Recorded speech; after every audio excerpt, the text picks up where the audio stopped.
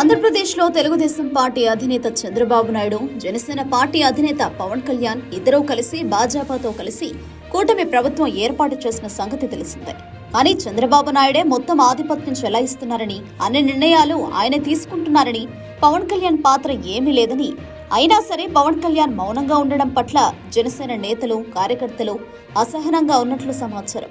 ఇదిలా ఉండగా గ్రౌండ్ లెవెల్లో కూడా జనసేన పార్టీ కార్యకర్తలపై తెలుగుదేశం పార్టీ కార్యకర్తలు ఆధిపత్యం చెలాయిస్తున్నట్లు వైఎస్ఆర్ కాంగ్రెస్ పార్టీ ఆరోపిస్తోంది.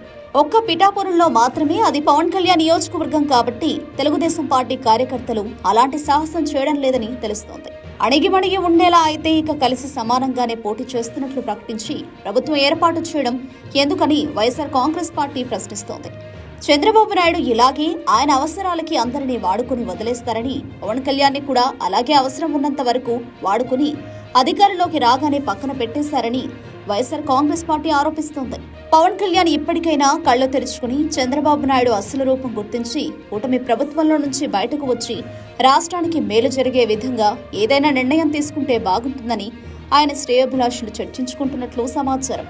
ఇటీవల మచిలీపట్నంలో జనసేన పార్టీ కార్యకర్తలపై తెలుగుదేశం పార్టీ కార్యకర్తలు తీవ్రంగా దాడి చేశారు. అక్కడ తెలుగుదేశం పార్టీకి సంబంధించిన ఒక నేత ప్రభుత్వ కార్యక్రమానికి సంబంధించి ఒక ఫ్లెక్సీ ఏర్పాటు చేశారు.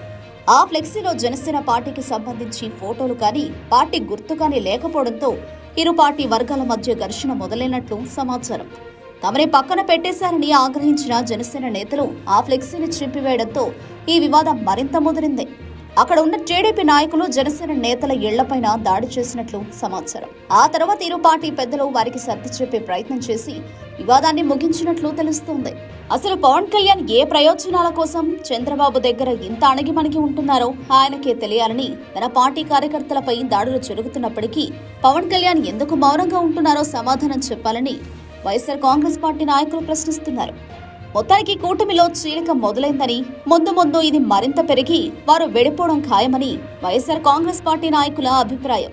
మరి ఏం జరుగుతుందో తెలియాలంటే వేచి చూడాల్సిందే.